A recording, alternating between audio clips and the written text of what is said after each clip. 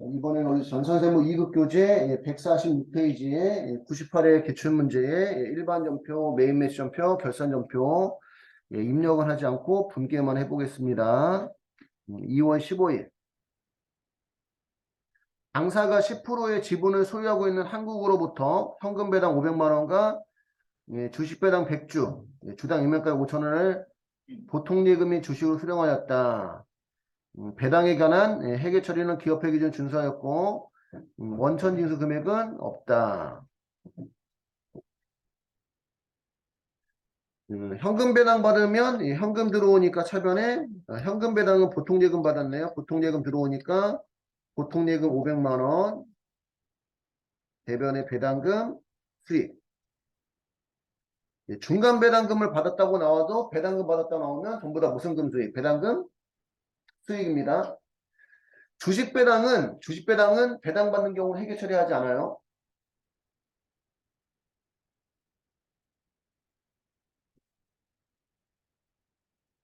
우리 예전에 필기했던 부분인데 현금 배당과 주식 배당에 대해서 현금 배당은 투자받은 회사는 투자받은 돈 갖고 회사를 운영해서 이익 발생하면 그 이익 중의 일부를 현금으로 주는 만큼 피해 투자자의 재산이 감소하니까 투자자는 현금 받은 만큼 재산이 증가한다. 자산이 증가한 만큼 배당금 수익이라고 처리합니다. 투자자는. 근데 주식 배당은 피해 투자자는 2월 이익잉여금이 없어지고 주식을 준다. 주식을. 그러면 2월 이익잉여금이라는 자본이 감소하고 자본금이라는 자본이 증가하니까 자본의 변화가 없어요. 순자산의 변화가. 그래서 투자받은 사람은 장부가액을 증가시키는 회계 처리하지 않고 주식수와 단가만 수정합니다. 피해 투자자의 재산의 변화가 없기 때문에 투자자도 재산의 변화가 없는 걸로 본다는 거죠. 그지? 주식수는 증가하고 단가는 감소한다. 요것도 한번 정리해 두시고 이런 문제로 종종 나와요. 지금은 따지면 실무시험 나온 거네. 그지? 현금 배당은 받는 경우에 현금 배당은 배당금 수익, 주식 배당은 따로 분개하지 않는다는 거. 두 번째 3월 11일에 정기예금이 만기가 되어 원금 500만 원과 예금 이자가 보통 예금으로 이체되었다. 원천 이익 금액은 자산으로 처리한다. 그럼 원금 500만 원하고 이자 49만 원, 세금이 75,460원. 보통 예금 이체가 됐으니까 보통 예금이 원금 500만 원하고 이자는 49만 원 중에서 세금 75,460원 빼고 받았기 때문에 그러면 원금 500만 원하고 이자는 41만 4,540원만 들어와요. 541만 4,540원. 소득을 줄 때 떼고 주는 것은 예수금이고 소득을 받을 때 떼이는 것은 무슨 세금? 선납세금이고요. 75,460원이고 정기예금 만기됐으니까 대변의 정기예금 500만 원이고 이자 49만 원은 무슨 수익? 이자 수익 49만 원이고요. 이렇게 처리해 주시면 되는데 그러고 보니까 앞에서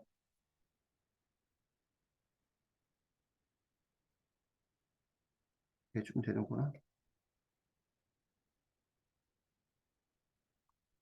두 번째는 이렇게 정리해 주시면 되고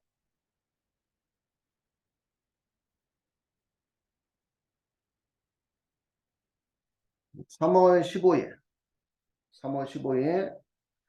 업무와 관련된 자산을 취득하는 조건으로 서울시청으로부터 정부보조금 5천만 원을 받아 보통예금 입금했는데 이 중 50%는 상환 의무가 없는 지원금이고 50%는 3년 후 원금 상환 조건이래요. 상한 의무가 있는 거는 예, 차입금 처리합니다. 예, 1년 이상이니까 장기 차입금이 되겠죠. 상한 의무가 있으면.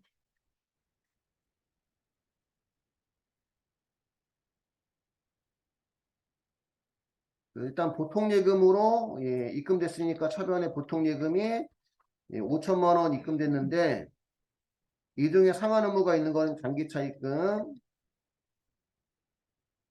서울시청 50%인 2,500만 원이고 그 다음에 예, 나머지 50%는 정부 보조금 2,500만 원이고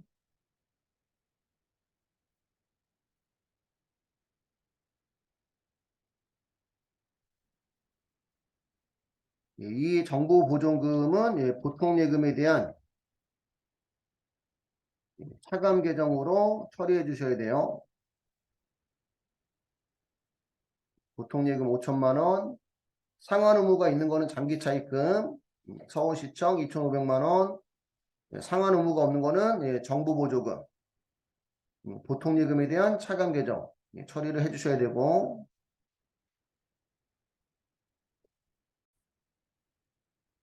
자, 국고보조금이나 예, 정부 보조금은 상한 의무가 있으면 차입금 처리하고 예, 상한 의무가 없는 경우는 예, 두 가지가 있습니다. 해당 비용과 상계 처리하는 방법이 있고 자산에 대한 차감 계정 처리하는 경우가 있고 해당 비용과 상계 처리하는 경우는 예, 급여 만약에 뭐 예를 들어서 급여 지급할 때 급여라는 비용 처리했는데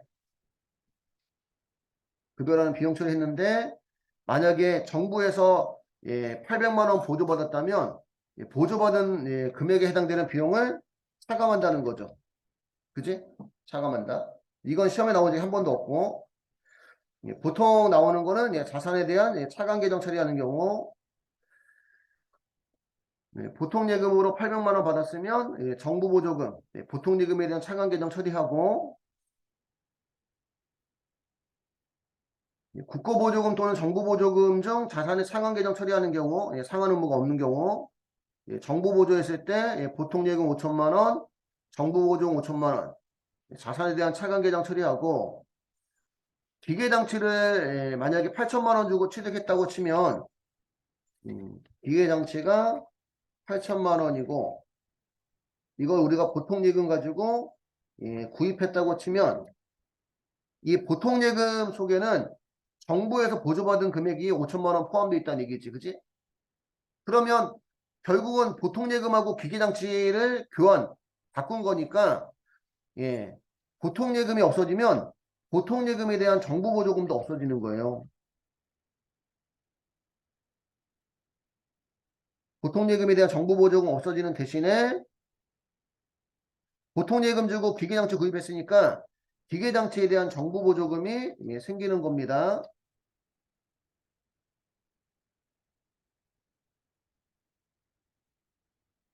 그 전에 우리 풀었던 문제는 이제 국고보조금.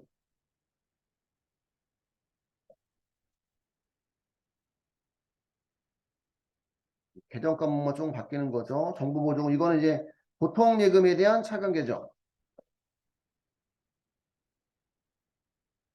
여기 정부보조금은 예, 기계장치에 대한 차감 계정.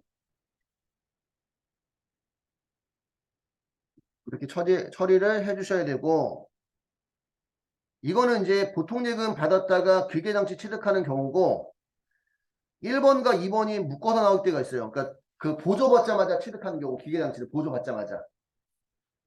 보조받자마자 취득하는 경우는 그러면 보통예금이 바로 들어오자마자 나갈 거니까 보통예금에 대한 정부보조금이 따로 생길 필요가 없다는 얘기지. 그치? 음. 그러면 예, 상기 문제에서 정부보조와 동시에 기계장치 취득하게 되면 기계장치 8천만 원, 예, 기계장치 8천만 원이고 실제 내 돈 나가는 건 3천만 원이란 얘기예요. 왜냐면 보통예금 보조 받았다가 바로 나가니까 5천만 원 상계 처리하면 실제는 3천만 원만 내 돈 나간다는 얘기지. 그리고 예, 기계장치에 대한 정부보조금이 생긴다는 얘기입니다.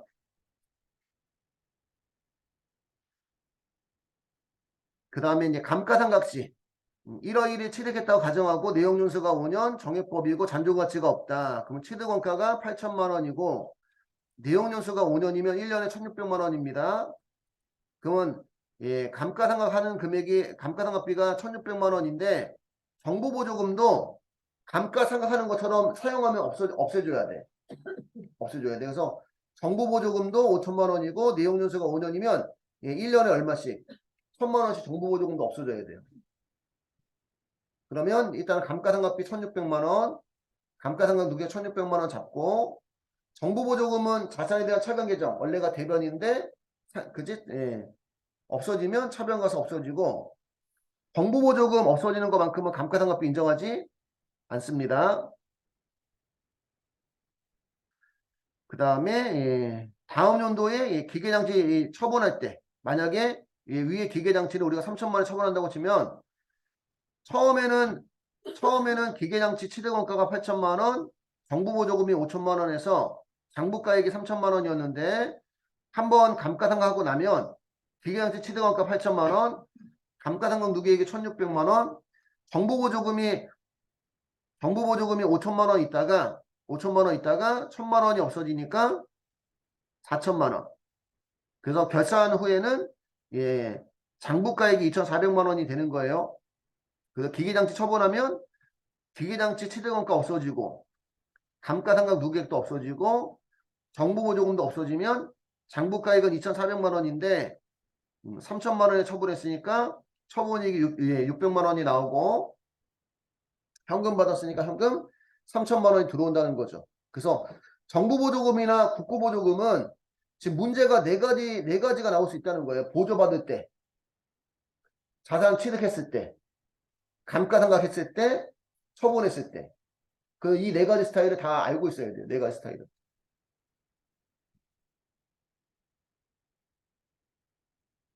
조금 필기가 많은데 한번 정리를 하셔야 될 것 같아요. 이거 한번 필기하시면서 생각 한번 해보시고 네 가지 스타일이 다 나올 수가 있어요. 8월 15일 4번 당진으로부터 제품 매출 후 외상 매출금 483만 원에 대해서 조기 회수에 따른 매출 할인액 2%를 차감한 나머지 금액이 보통예금 입금되었다. 그 외상 매출금 회수하는 거니까 외상 매출금은 자산 차변인데 회수하니까 대변이죠. 대변의 외상 매출금 거래처는 당진 483만 원이고 2% 할인하니까 483만 원에 2%면 0.02 96,600원을 뺀 나머지가 들어온 거예요. 그러면 이제 96,600원은 우리가 무슨 할인? 매출 할인이라고 하는 거죠. 그지? 96,600원이고 차감 계정이나 차감적 평가 계정들은 해당 계정을 잘 보셔야 돼. 그러니까 매출 할인 치면은 매출 할인이 여러 개 틀 수 있다는 거죠. 그죠? 그러니까 제품 매출에 대한 매출 할인을 선택해 주셔야 되고 나머지가 보통 예금이니까 483만 원에서 96,600원 빼니까 473만 3,400원 400원이 들어오고요.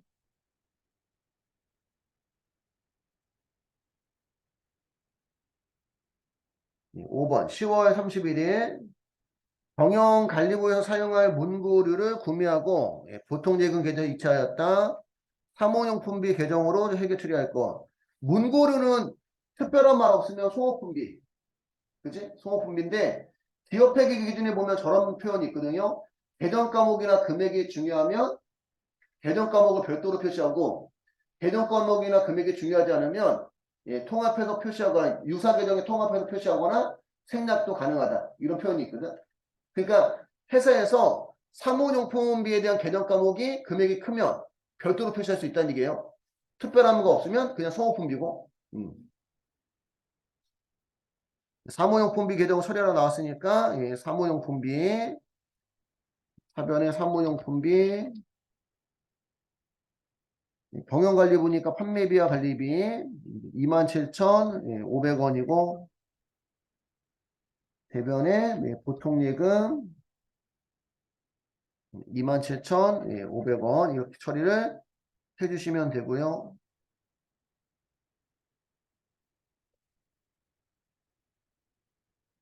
자, 문제 2번. 메인 매출점표 2번에 1번 7월 22일 당사가 생산한 제품을 거래처인 세무에 선물로 제공했다. 간주 공급이죠, 간주 공급. 그래서 학생들하고 얘기해 보면 이게 매입의 불공인지 간주 공급인지 헷갈린다는 얘기입니다. 매입의 불공이 되려면 거래처에 선물 제공할 목적으로 구입하고 세금 계산서 수취했다 이렇게 나왔어야 돼. 근데 지금 세금 계산 수취했다는 표현은 없어요. 그치? 판매하려고 만든 제품을 거래처에 선물로 제공했다. 그치? 그러면 간주 공급이에요. 매입에 불공하고 간주 공급 구분할 수 있어야 됩니다. 네, 간주 공급은 세금 계산서 교부하는 것도 아니고 신용카드 매출표 교부하는 것도 아니고 현금용서 교부하는 것도 아니기 때문에 매출의 번별이고 간주 공급은 부가세 부분은 시가로 분계 부분은 원가로 합니다. 그 시가 시가 공급가액 70만원 매출의 건별이니까 공급대가로 넣어줘야 되네. 그치? 공급대가 시가 70만원 플러스 부가세 7만원 해서 77만원 넣어주면 공급가액 70만원과 부가세 7만원 분리하고 간주공급은 내가 나한테 공급하고 거래처 선물 주는 걸로 보기 때문에 거래처를 꼭 입력할 필요는 없습니다. 여기 거래처를 세무라고 적는다고 해서 채점에 영향은 없어요. 영향은 없고 그 다음에 분계 유형은 혼합. 매출의 건별도 과세니까 대변에 부가세 예수금이 자동 나오고 매출이면 프로그램이 제품 매출이라고 나오는데 실질적으로 우리가 제품 파는 것은 아니다. 그지? 제품 파는 건 아니기 때문에 제품 매출을 지워주고 우리가 준 건 제품이고 적여번호 몇 번? 8번. 그지? 분계는 원가로.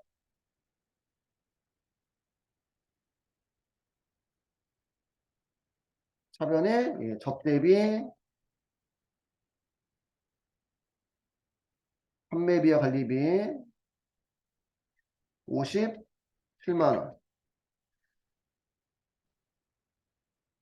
근데 얘가 접대비, 판매비와 관리비인지 제조원가인지 알 수가 있나? 당사가 생산한 제품을 거래처인 세무에 선물로 제공했다. 그래서 이거 지금 이게 매출 거래처인지 매입 거래처인지 안 나왔고 이거 둘 다 맞게끔 해준 것 같아요. 판매비와 관리비나 또는 제조원가나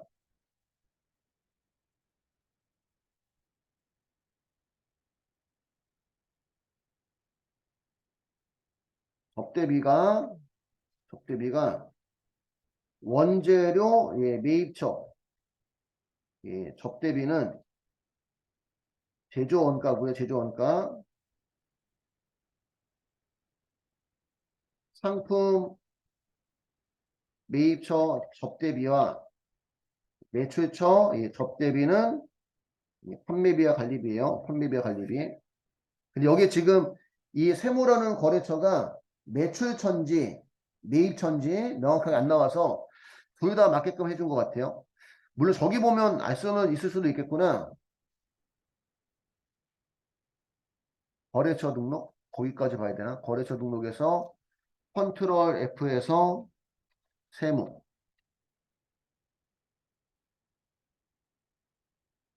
동시에 의미는 매출처도 되고 매입처도 된다는 얘기인데 그치? 그 부분이 명확하게 안 나와 둘 다 맞게끔 해준 것 같아요. 둘 다. 여기까지 정리 한번 하시고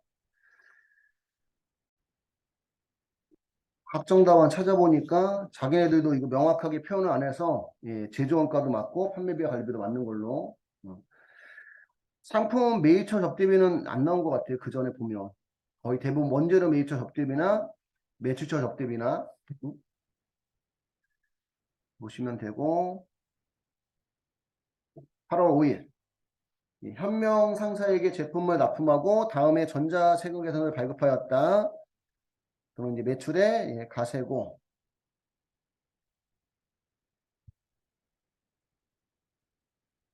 매출의 가세고 세금 계산서 보니까 공급가액은 500만 원.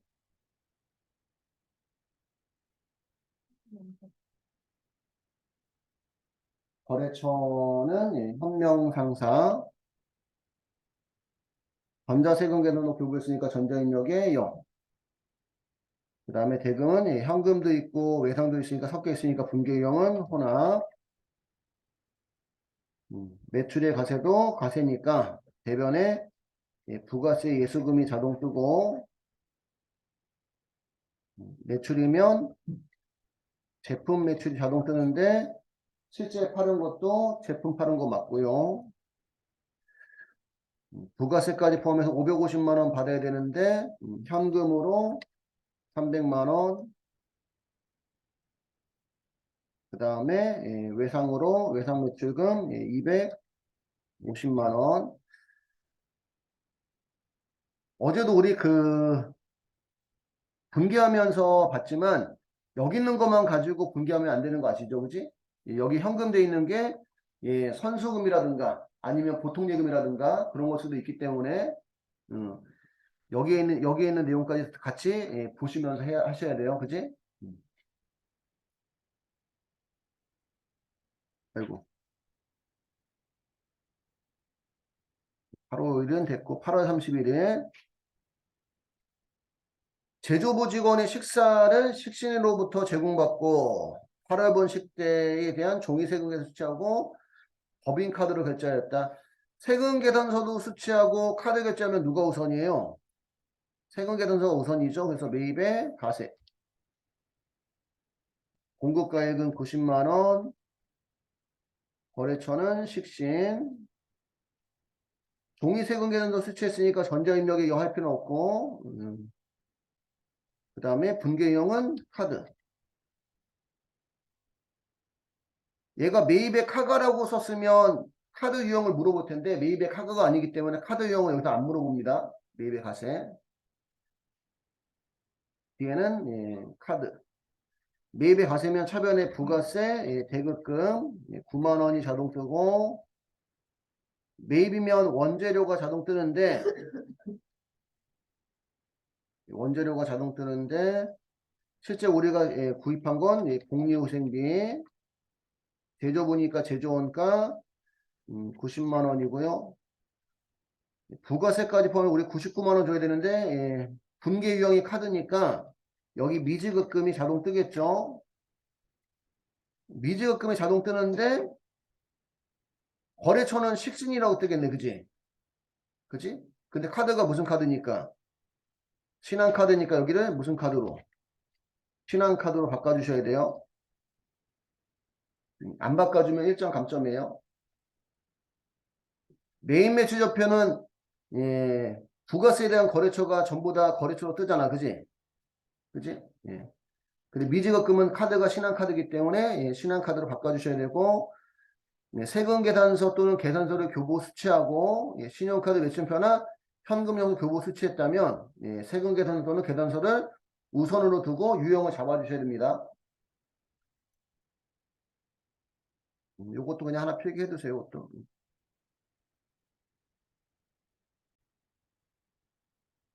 자, 9월 7일 삼진건설로부터 사옥 신축 계약을 체결하고 본사 건물을 신축하기로 하였다. 공사 도급 계약서 중 대금 지급에 관한 내용은 다음과 같다. 당일의 계약금에 대한 전자세금 계산서를 적절하게 발급받았다. 우리 회사가 이제 건물 지어달라고 맡긴 거네, 그지? 그러니까 우리가 돈을 줘야 되는 거니까 매입이고 보급 금액 보니까 4억 8천만 원이고 부가세가 4,800만 원이고 대금 지급 방식이 계약금, 중도금, 잔금이 있어요. 그래서 이게 중간 지급 조건부에 들어가는 것 같아요. 중간 지급 조건부.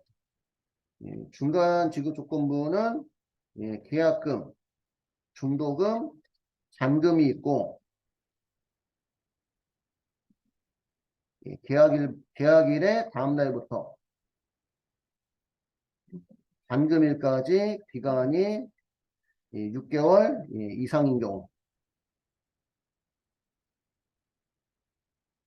그러니까 우리가 중간지급 조건부로 하고, 중간지급 조건부의 공급 시기. 공급 시기는 대가의 각 부분을 받기로 한 때예요.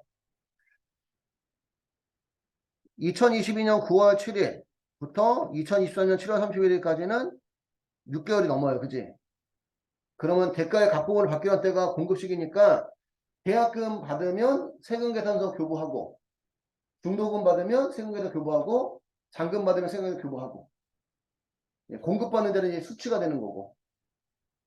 그럼 우리가 이제 계약금 줬을 때 세금계산서 수치를 해야 되는 거지. 그지? 요만큼에 대해서 이해할까요? 그래서 얘는 매입의 가세예요. 매입의 가세. 매입의 가세. 공급가액은 4,800만 원. 그 다음에 거래처는 삼진건설. 전자세금계산서 수취했으니까 전자입력의 0. 분계유형은 보통예금에서 이체했으니까 분계유형은 혼합. 매입의 가세니까 부가세 줘야 되니까 차변의 부가세 대급금 480만 원이고, 건물 짓는 조건으로 계약금 먼저 주면 선급금이에요? 건설 중인 자산이에요? 건설 중인 자산이죠. 건설 중인 자산 4,800만 원이고, 대변에 보통예금 5,200, 부가세까지 포함해서 5,280만 원이 되는 겁니다.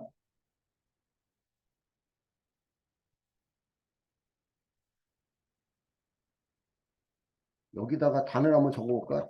이게 헷갈릴 수 있어갖고, 단, 계약금, 중도금, 잔금이 있는 경우라도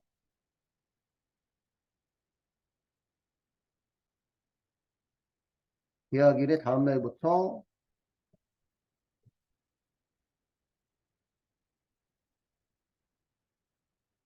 잔금일까지 6개월 이상이 아닌 경우, 그 6개월 이상이 아닌 경우는 중간지급 조건부에 안 들어가죠. 그지? 그러면 아닌 경우의 공급 시기는 인도 시점입니다. 인도 시점.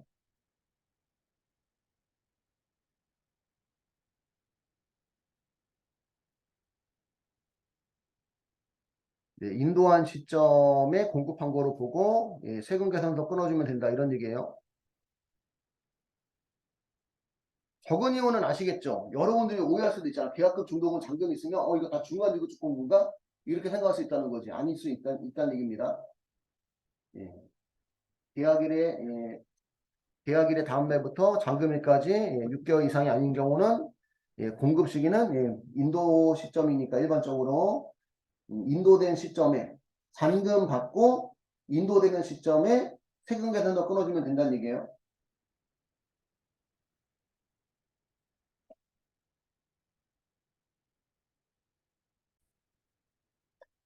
자, 9월 30일. 당사는 명국에 제품을 1,000만 원에 판매하고 전자세금 계산서 발급하였다. 단 4월 30일 계약금을 지급받았으며 잔액은 10월 15일에 지급받기로 하였다.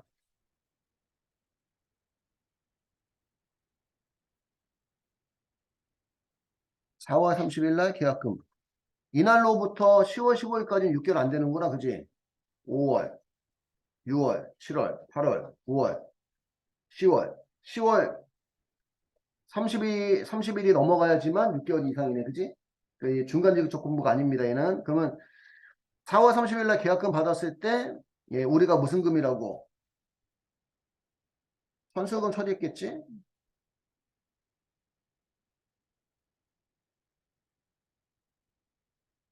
선수금 처리했고 9월 30일 날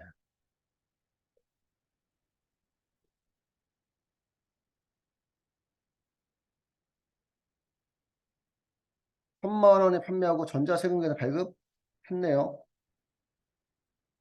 음. 아, 이건 뭐 계약금 중독은 잔금이라는 표현은 없구나. 계약금만 있고, 그지?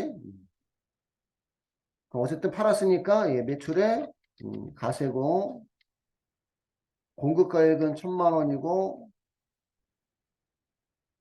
거래처는 명국 전자세금계좌 발급했으니까 전자입력에 요 예, 계약금도 있고 예, 10월 15일 날 받기로 한 거 이거 외상인 거네 외상 그지? 섞여 있으니까 예, 혼합이 혼합 매출에 가세면 예, 대변에 부가세 예수금 100만 원 자동 뜨고 매출이면 예, 제품 매출도 자동 뜨는데 실질적으로 제품 파는 거 맞고 부가세까지 1,100만 원 받아야 되는데 먼저 받은 무슨 금이 있어요? 일반 전표에 4월 30일 예, 선수금이 200만 원 있네요. 그지? 선수금이 200만 원 있습니다. 예, 보통 예, 일반 전표 가서 조회해야 될지 메인 매표 전표 가서 조회해야 될지 헷갈리면 둘 다 가보는 수밖에 없어요. 둘 다. 그러면 예, 선수금 제품을 공급했으니까 선수금 200만 원 없애고 부가세까지 포함해 우리 1,100만 원 받아야 되는데 1,100만 원에서 200만 원 빼니까 900만 원만 더 받으면 되는데 10월 15일 날 받기로 했으니까 무슨 매출금? 외상 매출금.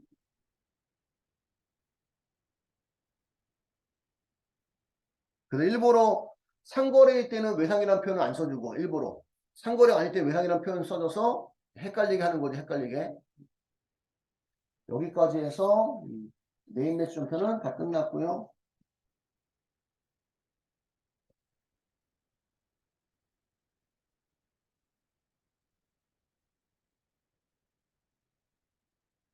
하시면 우리 150페이지에 문제 4번 결산전표로 가볼게요.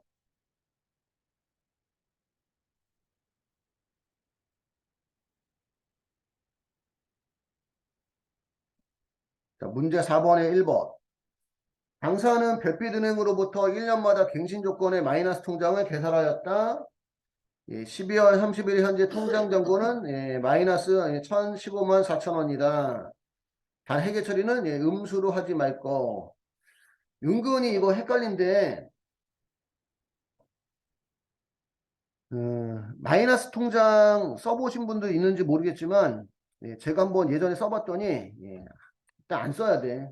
쓰면 못 갚고 보니까 써보면. 그래서 마이너스 통장이 그 예금 잔액이 0원이라도 이렇게 땡겨서 쓸 수 있다는 얘기예요. 만약에 그 마이너스 3천만 원까지 계약을 맺었다면 예금 통장에 돈이 하나도 없어도 3천만 원까지 땡겨서 쓸 수 있다는 얘기예요. 근데 결과적으로 이런 마이너스 통장은 빌린 돈이야. 빌린 돈. 그래서 결산 때가 되면 마이너스 통장은 차입금에 대체를 해줘야 돼. 단기 차입금에.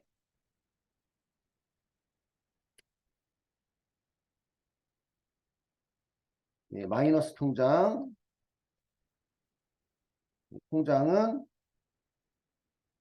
결산 시 단기 차입금에 대체를 합니다. 그리고 마이너스 통장의 의미는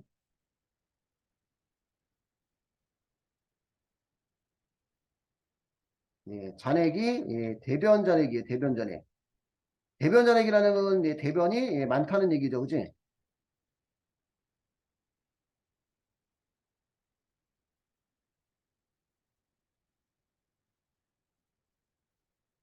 차변 금액이 크면 차변 잔액, 대변 금액이 크면 대변 잔액이라는 표현 씁니다.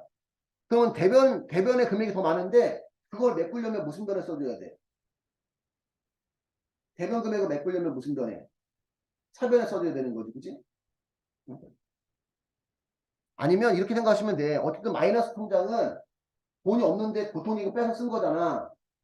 그러면 그 보통 예금이 마이너스란 말이야. 그럼 그 돈을 메꾸려면 차변에 보통 예금 써줘야지만 메꿔지는 거지. 그지? 그 차변에 보통 예금. 무슨 은행? 예금도 은행명 있으면 거래처 달아달라고 했죠. 그지? 예, 별빛은행 15만 4천 원. 대변에 예, 무슨 차입금? 단기 차입금. 별빛은행 15만 4천 원. 자, 마이너스 통장은 예, 잔액이 대변이에요, 대변. 그러니까 보통 예금이 대변에 많은 거야. 대변에 보통 예금이. 예금이 없는데 꺼내 썼으니까. 그럼 그 돈을 메꾸려면 차변에 보통 예금을 적어줘야지만 차변 금액과 대변 금액이 퉁쳐져서 없어지는 거지. 그지? 없애주고 무슨 차입금으로? 단기 차입금으로 옮겨주는 거예요.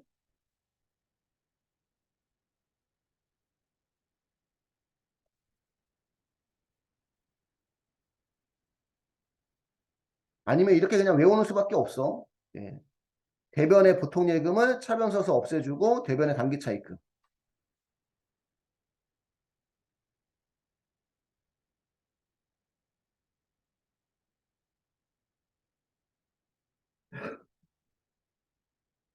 됐나요? 여기까지는. 대변 금액이 많을 때 차변 써줘야지만 퉁 쳐져서 없어진다는 거 생각하시면 됩니다. 그리고 단기 차입금 옮겨주시고 두 번째 당사는 10월 1일 회사 경영에 필요한 보증보험료를 10월 1일에 보증보험료를 어디가 가로야 이게. 보증보험료 270만 원을 보증보험료 270만 원을 보통예금계좌에 지출하고 전에 보험료로 단기 비용 처리하였다. 10월 1일에 보험료 판매비와 관리비 제조라는 표현 없으니까 270만 원. 예, 보통예금에서 이체하고 예, 보험료라는 비용 처리했는데 이 금액 속에는 단기분도 있고 차기분도 있다는 얘기죠. 단기분은 이제 10월, 11월, 12월에서 3개월치가 단기분. 10월 1일부터 내년 9월 30일까지면 1년치니까 차기분은 9개월. 270만 원을 12개월 나눠주면 한 달에 22만 5천 원이고 3개월 곱하면 67만 5천 원이 단기분이에요. 단기분은 보험료라는 판매비와 관리비 처리해 주셔야 되고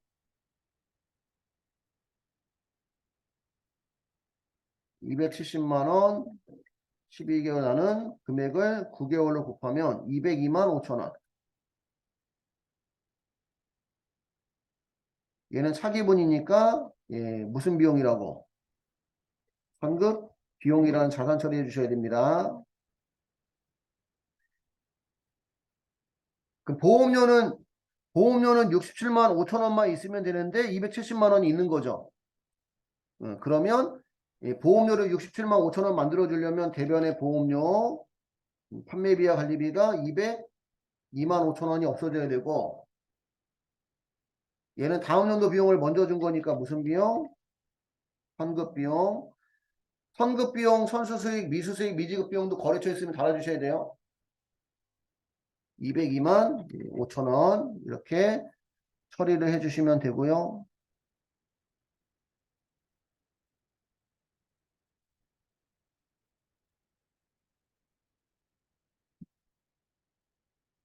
예, 3번. 다음에 자산의 단기의 감가상각비를 결산에 반영하시오. 월할 상각할 거. 건물은 정액법.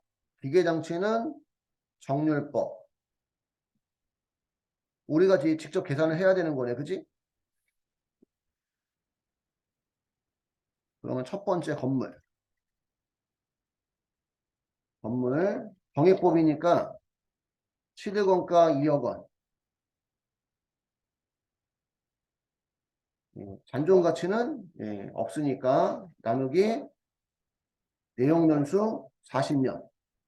이렇게 하든지 아니면 아예 상각률이 나왔네. 상각률이. 그치? 금액은 같을 거예요. 2억 원을 40년 나눠서 1년에 500만 원 하든지 또는 2억 원에다가 0.025를 곱해서 500만 원 하든지 전기 이전에 취득했기 때문에 단기본 500만 원 전부 다 생각하면 되고요.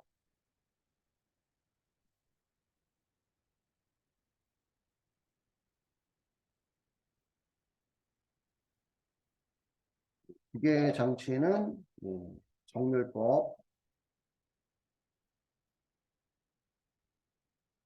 취득원가가 5천만 원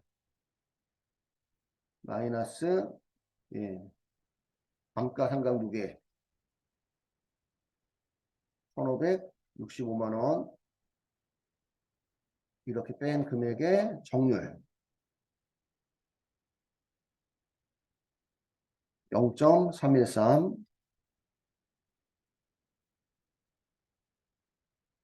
그럼 취득원가 5천만 원에서 감가상각 무게 1,565만 원 빼고 요 금액의 0.313 하니까 1,075만 1,550원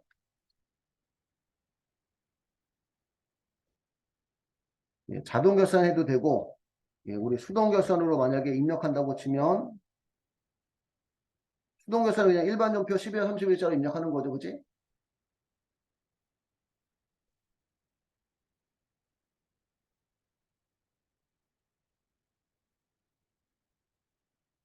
수동 결산하면 차변의 감가상각비 건물은 영업부니까 판매비와 관리비 500만 원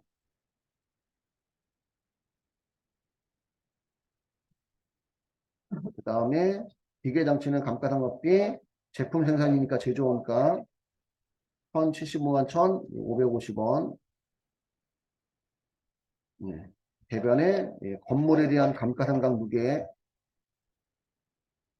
500만 원 기계장치에 대한 감가상각 두개 1,075만 1,550원 이렇게 해주셔도 되고 자동 결산으로 결산자료 입력을 해도 되고요. 그지?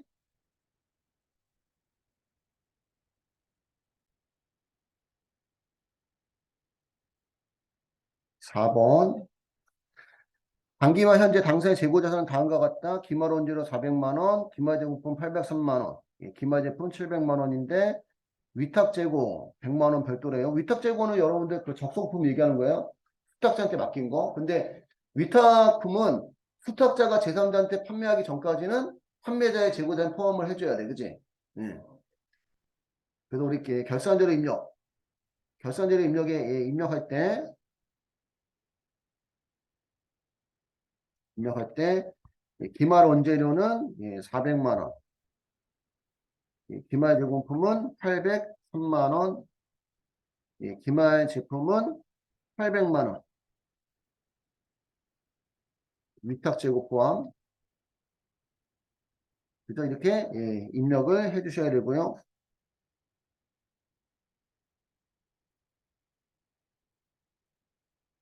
5번에 대손 충당금도 자동 결산으로 해야 되죠. 근데 외상 매출금은 1%고 단기 대여금은 2%네. 그러면 3번은 우리 이렇게 분개는 했지만 3번, 4번, 5번을 자동으로 한번 해볼게요. 3번, 4번, 5번을 자동으로. 그 앞에 1번하고 2번까지 입력했다고 치고. 그런데 우리 어디로 가야 돼요? 결산물 재무제표에 무슨 자료 입력? 결산 자료 입력 들어가셔서 1월부터 12월 들어가셔서 1월부터 12월까지 발생한 수익과 비용 다 불러오는 거고 감가상각은 제조원가와 관련되는 건 전부 다 무슨 매출원가? 제품 매출원가에 경비에 일반 감가상각비의 기계장치, 기계장치에 1,075만 1,550원. 예, 결산반영 금액란에 1,075만 1,550원 넣어주시고, 건물에 대한 감가상각비는 판매비와 관리비에 감가상각비에 건물에 500만 원. 500만 원 넣어주시고, 그 다음에 기말원재료, 기말제품, 기말제품은 전부 다 제품 매출원가에 기말원재료에 400만 원 넣으시면 원재료비가 바뀌고, 재료비, 농업비, 경비도에서 단기총 제조비용 나오고, 기초제공품 더하고 기말제공품 803만 원 넣어주면 단기제품 제조원가가 바뀌고, 기초제품 재고액 더하고 기말제품 재고액 800만 원 넣어주시면 매출원가라는 비용이 바뀐다는 얘기입니다. 여기까지 됐을까요? 하고, 우리 대손상각은 자동으로 하시는 게 낫죠, 그지? 상단에 무슨 상각? 대손 상각 눌러서 외상매출금은 몇 프로? 1%. 그러면 따로따로 계산해야 돼. 1% 해서 얼마 나왔어요? 333만 3천원 나왔죠. 지금 여기 금액은 우리가 앞에 일반전표, 메인매출전표, 그 다음 결산전표 1번과 2번을 입력하지 않았기 때문에 실제 시험에 나오는 금액, 답에 있는 금액하고 다를 수 있습니다. 333만 3천원. 요 금액을 적어놨다가 판매비와 관리비에 배선상각에 외상매출금에 내가 직접 넣어주셔야 돼. 그 설정률이 다르면 333만 3천원. 넣었을까요? 여기 대손상각은 금액만 구해주는 거, 금액만 구해주고 결산반영 금액 넣어주면, 결산반영 눌러주면 결산반영 금액란에 반영되게끔 하는 건데, 설정률이 다를 때는 따로따로 그냥 내가 직접 넣어주셔야 됩니다. 다시 또 대손상각에 가셔서 이번 설정률 몇 프로? 2%. 2% 하면 단기대여금은 추가로 얼마? 160만 원. 그지?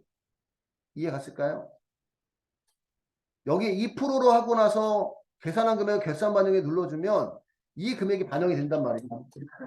1%로 하고 눌러주면 1%가 반영이 되니까 외상매출금은 1%고 단기대여금 2%라서 외상매출금 1%로 계산하고 단기대여금은 2%로 계산한 금액을 적어놨다가 내가 직접 넣어주셔야 돼요.